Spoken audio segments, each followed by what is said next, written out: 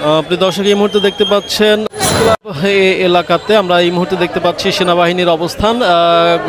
সকাল থেকেই এই প্রেস ক্লাব এলাকা জুড়ে পদত্যাগ চাকরিচ্যুত সেনাবাহিনী, নৌবাহিনী, বিমান বাহিনীর কর্মকর্তা কর্মচারীরা তারা সকাল থেকে এখানে অবস্থান নিচ্ছেন। তাদের 3 দফা দাবির প্রেক্ষিতে তারা এই প্রেস ক্লাবের সামনে অবস্থান নিয়েছেন। আমরা এই মুহূর্তে দেখতে পাচ্ছি যে সমস্ত প্রেস ক্লাব এলাকা জুড়ে কঠোর নিরাপত্তার ব্যবস্থা নেওয়া হয়েছে এবং সেনাবাহিনীর, নৌবাহিনীর যে সকল কর্মকর্তারা চাকরিচ্যুত হয়েছিলেন তারা দফায় দফায় বিভিন্ন দিনে এখানে আন্দোলন করেছেন, সংগ্রাম করেছেন। আমরা ইতিপূর্বে আরও কয়েকদিন তাদের আন্দোলন সংগ্রাম দেখেছি, কিন্তু আজকে আমরা দেখেছি যে তারা এখানে অবস্থান নিয়েছেন এবং তারা ঘোষণা দিয়েছিলেন যে তারা জাহাঙ্গীর গেটের অভিমুখে লং মার্চে করবেন এবং জাহাঙ্গীর গেট ঘেরাও দিবেন। এই ধরনের একটি কর্মসূচি তারা ঘোষণা দিয়েছিলেন। তাদের এই কর্মসূচিকে কেন্দ্র করে আমরা দেখতে পাচ্ছি যে প্রেস ক্লাব, জাতীয় প্রেস ক্লাব অভিমুখে সেনাবাহিনীর কঠোর অবস্থান, সেনাবাহিনী এবং পুলিশের প্রশাসনের কঠোর অবস্থান এই মুহূর্তে আমরা লক্ষ্য করছি।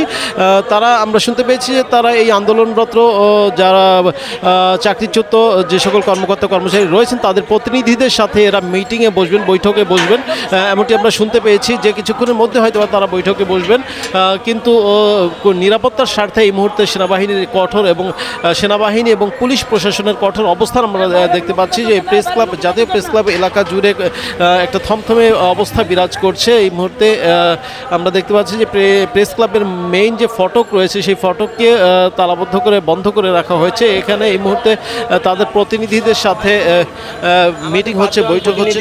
বাংলাদেশ সহযোদ্ধা প্ল্যাটফর্মে 5 জন প্রতিনিধি ওখানে গেছে। বাংলাদেশ সেনা কর্তৃপক্ষ আমাদের মেনে নেওয়ার জন্য ওইখানে চলে গেছে। এখন তারা ভেতরে আছে এবং তাদের সঙ্গে আলাপ আলোচনা করে আমাদের দাবি মেনে নেওয়ার কথা হয়েছে। আমাদের দাবি হচ্ছে যারা ফ্যাসিস্ট সরকার আমলে 15 বছরে যাদের চাকরি গেছে তাদেরকে চাকরি পুনর্বহাল করতে হবে। 2, যাদের চাকরি বহাল করা সম্পন্ন তাদের পেনশন আওতাভুক্ত করতে হবে সকল সুযোগ সুবিধা সহ।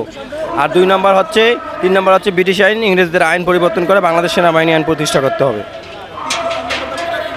3 নম্বর হচ্ছে বাংলাদেশ সেনাবাহিনীতে ব্রিটিশ আইন চলে, ইংরেজ আইন, এই আইনটা পরিবর্তন করে বাংলাদেশ সেনাবাহিনীর আইন চলতে হবে যাতে সৈনিক চাকরিচ্যুত না করে। ব্রিটিশ আইন হচ্ছে সিপাহী দমনের পেনশন, যে যারা চাকরি বয়স শেষ তাদেরকে পেনশন পাঠানো দরকার, যারা জোরপূর্বক চাকরি আউট করছে তাদেরকে পেনশন দিতে হবে।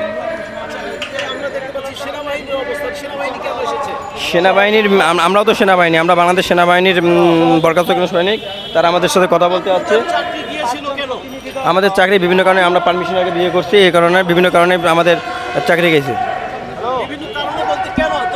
তখন মনে করেন যে আপনার চাকরি, যেমন একটা সৈনিক 6 বছর আগে বিয়ে করতে পারবে না, কিন্তু 6 বছর আগে সে যদি বিয়ে করছে এটার অবজেকশনের কারণে অনেকে চাকরি গেছে। অনেকে জামাত পন্থী ছিল, তাদেরকে বিভিন্নভাবে ভয়ভীতি থেকে এবং তাদেরকে মোবাইলে ট্র্যাক করে তাদের চাকরি চ্যুত করা হয়েছে। এরকম অনেক হাজার হাজার সৈনিক আছে আমাদের। হ্যাঁ,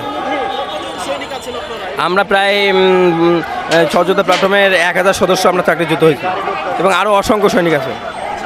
আমরা প্রিয় দর্শক এই মুহূর্তে দেখতে পাচ্ছি সেনাবাহিনীর একটি প্রতিনিধি দল তারা এসেছেন।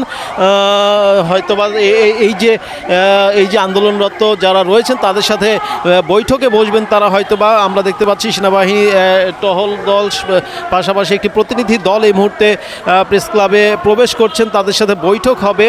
এই আন্দোলনরত যারা চাকরিচ্যুত কর্মকর্তা কর্মচারী রয়েছেন তাদের সাথে বৈঠক হবে। সেই বৈঠকে হয়তো একটি সিদ্ধান্ত আসতে পারে। আমরা দেখতে পাচ্ছি যে সেনাবাহিনীর একটি দল তারা প্রবেশ করছেন জাতীয় প্রেস ক্লাবের ভিতরে। এই আন্দোলনরত যারা রয়েছেন তাদের যে জাহাঙ্গীর গেট ঘেরাও যে কর্মসূচিটি ছিল সেই কর্মসূচিকে কেন্দ্র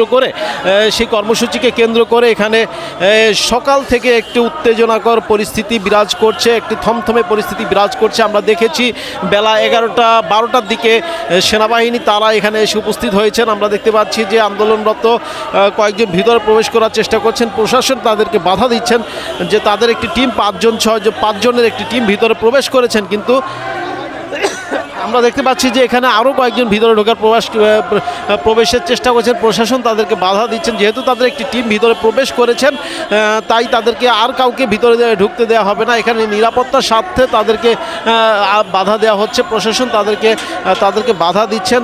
তারা বলেছেন যে ইতিমধ্যে যে 5 জন প্রবেশ করেছেন তাদের সাথে তাদের দাবি দেওয়া নিয়ে সেনাবাহিনীর যে টিম রয়েছে তাদের সাথে আলাপ হবে, তাদের সাথে আলোচনা হবে। সেই আলোচনার প্রেক্ষিতে একটি সিদ্ধান্ত আসতে পারে এমনটি আমরা জানতে জানতে পেরেছি।